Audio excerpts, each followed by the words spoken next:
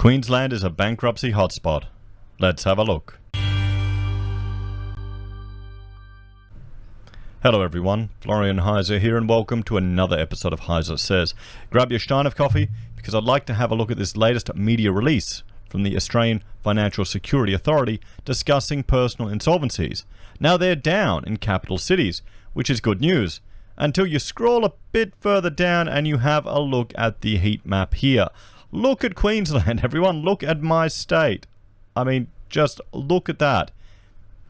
Now, what's a factor in Queensland that might impact a whole series of businesses up the east coast? You know, I'll just bring up a chart here, just a graphic, to draw your attention to one industry that I suspect may be having an impact here in Queensland, and it is tourism. We are a beautiful and quite hot at the moment holiday destination, which has essentially been completely shut down. Tourists from interstate, well, are having trouble even getting here. Hopefully they'll open the border to New South Wales and to Greater Sydney soon. My understanding is that's happening sooner rather than later. But still, international tourism, which is a big driver for holidaymakers and supporting a lot of these businesses, well, it's dead in the water, isn't it? So let's have a look at this, because that is painting a rather grim picture of my state. It really is. And how many businesses that have been propped up by JobKeeper that may be trading while insolvent? You know, is this going to continue? Because they're saying, okay, you know, it fell. Personal insolvencies are down by 29.9% in the capital cities. But what about the regions? Look at all of this. So, the Australian Financial Security Authority, AFSA, released regional personal insolvency statistics for the September quarter 2020. New personal insolvencies fell 29.9% in capital cities in the September quarter compared to the previous quarter. They fell in all capital cities over the September quarter. New insolvencies also fell 30.6%. The number of new debtors involved in businesses fell in the September quarter 2020 compared to the previous quarter. There were widespread falls except in the Australian Capital Territory. There were also falls on the number of people who entered new personal insolvencies who were not involved in a business. These falls were widespread except in the rest of Tasmania and the rest of the Northern Territories. The proportion of debtors in capital cities rose by 0.8 percentage points in the September quarter compared to the previous quarter to 64.8%. So, the September quarter 2020 regional personal insolvency state by state. The Greater Sydney regions, with the highest number of debtors entering personal insolvency, was Campbelltown of 32%. Of 32. Then Penrith of 30, and Sydney Inner City of 29. The rest of New South Wales. They were Newcastle at 22, Wagga Wagga at 19, and Maitland at 17. The Greater Melbourne regions, with the highest number of debtors entering personal insolvencies, were Wyndham at 45, Whittlesea Wallen at 43, Milton, Bacchus Marsh at 30, and the rest of Victoria, they were Geelong at 26, Ballarat at 17, and Bendigo at 13. The Greater Brisbane regions, with the highest number of debtors entering personal insolvency, were Browns Plains at 25, North Lakes at 22, Springfield, Redbank at 22, the rest of Queensland, Toowoomba at 33, Townsville at 32, Ormoo, Oxenford at 29. So it's spread all along the coast here.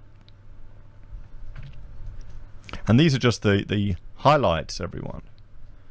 Greater Adelaide regions with the highest number of debtors entering personal insolvency were Salisbury at 19, Onkaparing at 14, Playford at 13, and in the rest of South Australia, there were Limestone Coast at 10, Eyre Peninsula and Southwest 8, and Mid-North at 7. The Greater Perth regions with the highest number of debtors entering personal insolvency were Swan at 35, Rockhampton at 32, Mandurah at 30, and in the rest of Western Australia, there were Bunbury at 22 and Midwest at 7. Hobart regions with the highest number of debtors entering personal insolvency were Hobart North East at 7, Hobart North West at 7, Tasmania, Lonnie was at 12 and Devonport was at 7. Darwin, you had the suburbs at 10 and Alice Spring at 7. The ACT was Belconnen at 11 and Tuggeranong at 11.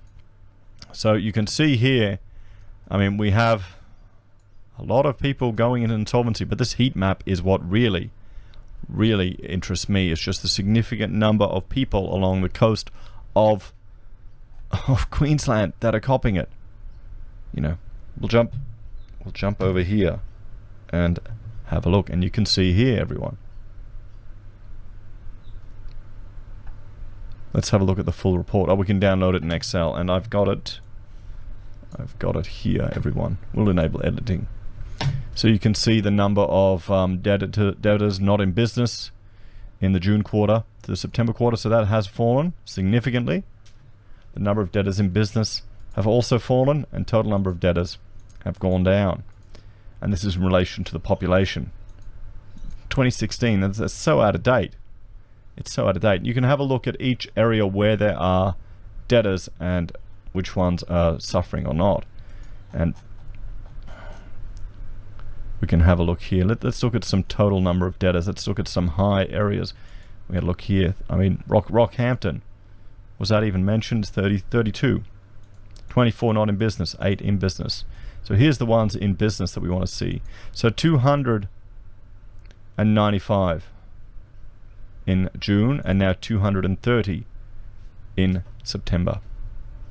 And just think, this is with all of the trading while insolvent provisions that we have going on at the moment.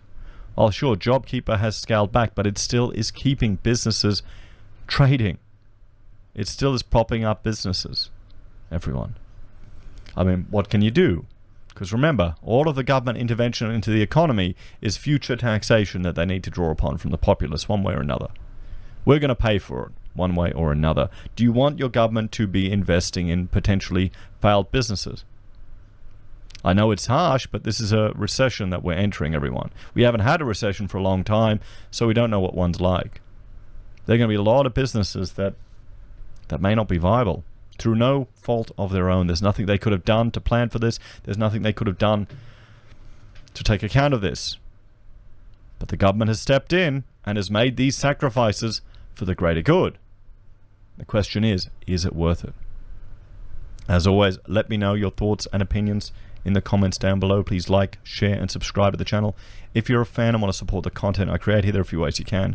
You can join us on YouTube or Patreon. You can support us using our affiliate links at Amazon, eBay, Independent Reserve, or Kucoin. You can buy merch from HeiseSays, use Gold Pass from the Perth Mint, or support us via PayPal. Take care, everyone. Have a great day. I'll see you next time.